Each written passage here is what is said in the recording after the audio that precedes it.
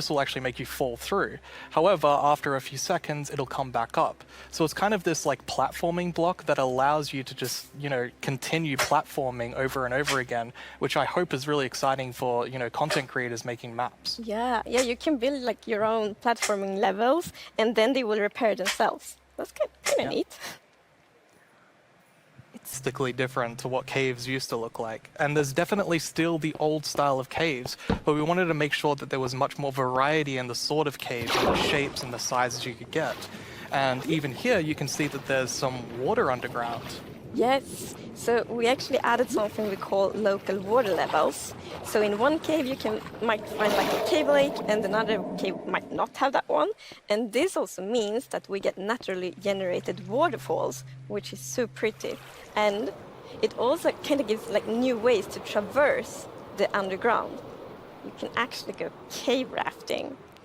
Yeah, so you'll see in a bit that our player here will actually use a boat to raft. And that is just such an exciting opportunity to be able to traverse the caves in a very different way than you used to. Yeah, we were playtesting, and then one of the devs like, look at this, it's so fun, and all of us just started to go with the boat on the waterfall.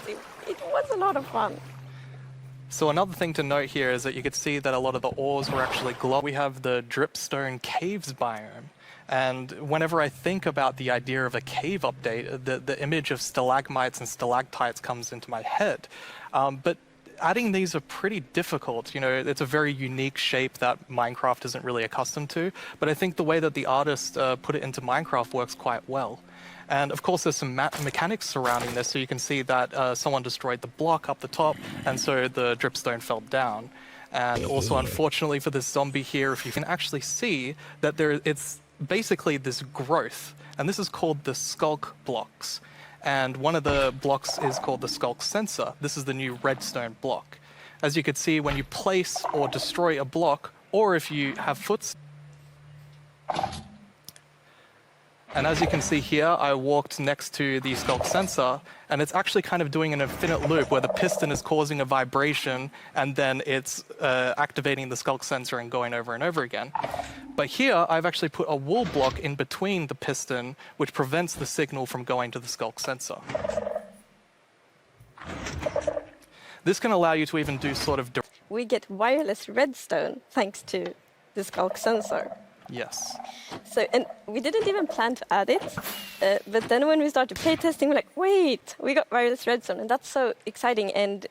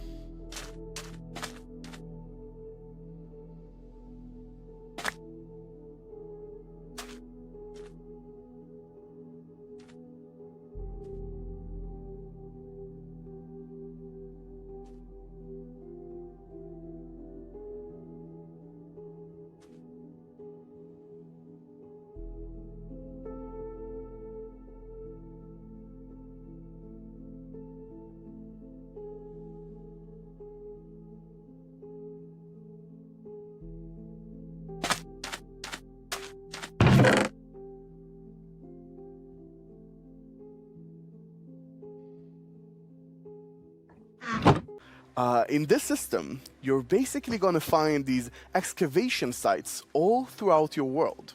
And you can make this new tool called the brush that is going to help you uncover the mysteries of all these dig sites. So you come to one of these ancient structures and you can sort of use the brush to clear away some of the rubble that may have collapsed in those structures. And sometimes you might even find something shiny inside them. But, and this is important, if you are not careful enough, like in real life, you can destroy that artifact. And when that artifact is gone, that artifact and all the secrets it held are gone forever. But if you're careful enough, if you take your time and you're deliberate, you can get some of those hidden artifacts. And for example, here we got a ceramic shard, which is basically how whoever lived here used to tell and pass on their stories. I love the story sides of the archaeology, because we often talk about that we want to deepen the mystery in Minecraft. And when you find these hidden artifacts, you kind of find like connections and hints. And we will never tell the full story, but these will inspire the players to tell their own stories about their own Minecraft worlds. Exactly.